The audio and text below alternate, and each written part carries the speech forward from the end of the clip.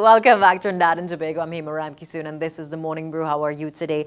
At this time, what we're going to do is start a conversation with Jerome Tilak-Singh, a lecturer at the History Department at the University of the West Indies, but we're shifting our focus at this time.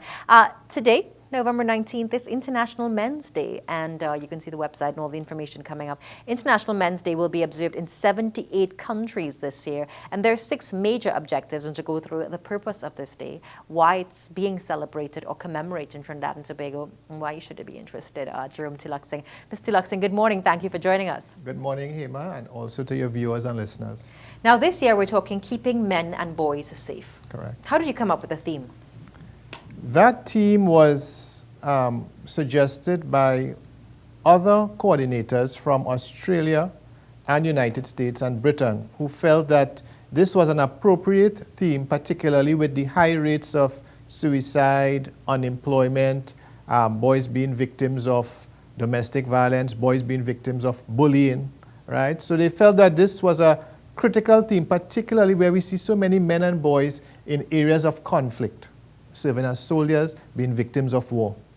Now, looking at the objectives, there are 6 objectives in terms of promoting peace, equality, tolerance, and understanding. For the cynics out there, why is there a need to celebrate International Men's Day? Well, remember we have a Father's Day, but not all men are fathers. And the young boys who are not fathers, they needed a special day where they could examine themselves, see a need to improve themselves. But I felt that this day has a deeper meaning.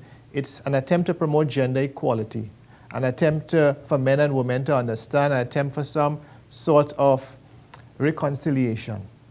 Looking at the objectives to promote positive male role models. Now, you're looking at positive reconciliation. What are these objectives, and how are you going to achieve that in Trinidad and Tobago? These objectives include promoting well-being, spiritual, emotional, physical well-being, promoting men's care, health issues. So I'm hoping that hospitals could focus on issues like prostate cancer and diabetes, depression, hypertension affecting men and women, but particularly men. I'm hoping that institutions like the schools could examine an issue like bullying and see how are boys involved, gang violence within the schools. So these are issues that I'm hoping institutions in Trinidad and Tobago and the rest of the world will want to examine. You know, Mr. Tilak-Singh, when I actually spoke to some of the males in our newsroom, and I did do a quick focus group, round rubbing, asking them what does International Men's Day mean to them. Right. Nobody even cared to explain it. They didn't understand it. And they said men have no issues. So, you know, how would you then break that cultural barrier? I feel that it's very interesting that they gave that response, because sometimes the men believe that they are in control, they are in charge, that nothing is wrong with them, they are invincible.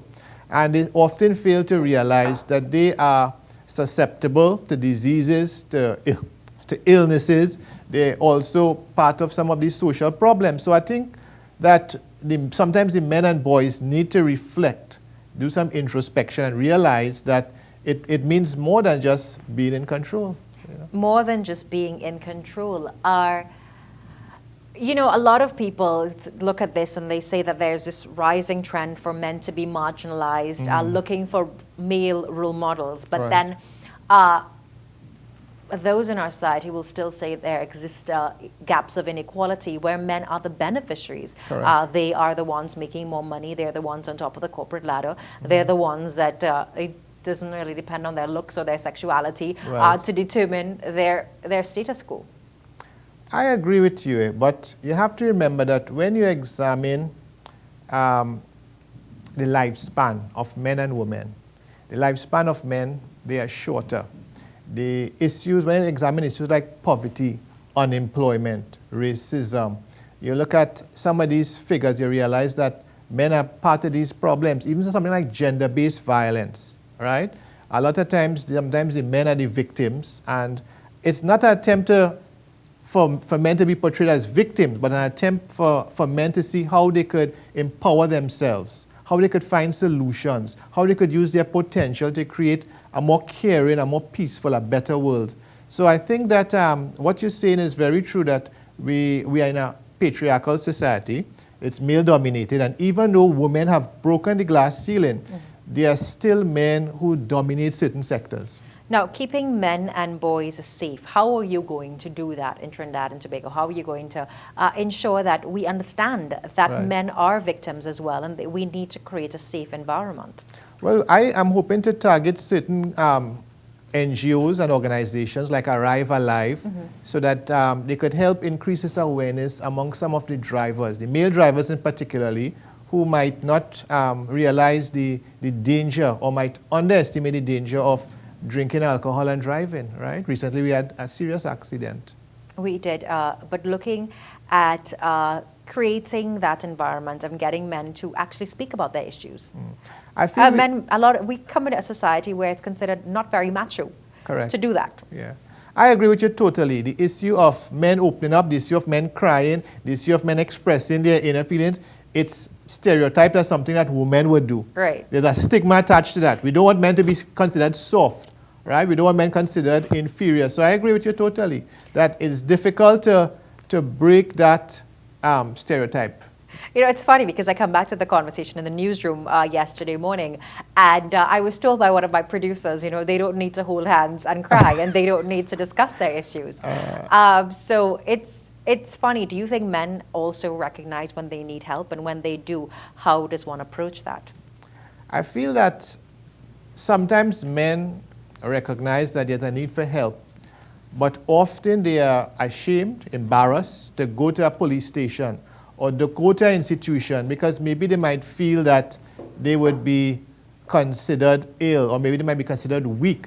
And I feel that greater media awareness, right, maybe from the ministries of health and education, would help make men feel a little less timid to go out there and say, you know, I'm suffering from a nervous breakdown, I'm suffering from a mental depression, I'm almost bankrupt, I need some advice, I need some help, I cannot deal with my children properly, you know, how could I handle this situation? So I think that we need more community building, right? It has to happen in the community and neighborhoods. We cannot just say, well, I'm going to solve this problem. It has to happen somewhere, and I feel the community, the family, should take some responsibility. As we wrap this interview, what would you like Trinidad and Tobago to know about International Men's Day? I would like them to know that this is a day celebrated by both men and women in approximately 80 countries. I also want them to know that I have written to the Ministry of Gender, Youth and Child Development for the past 15 years, asking them for recognition, asking them to go to United Nations to put forward this vote, and successive governments have ignored my request. So I'm hoping that maybe this little publicity could build some momentum.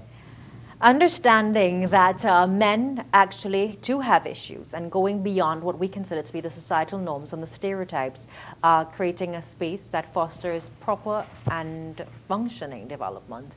We take a very short break. Don't forget today's International Men's Day. So to all of the men, well, we're appreciating your contribution. We take a very short break. When we come back, grant a wish. You know, it's Christmas time, and we have an interview with Chris Burchell a little later, but the Grant a Wish Foundation is next. Stay with us.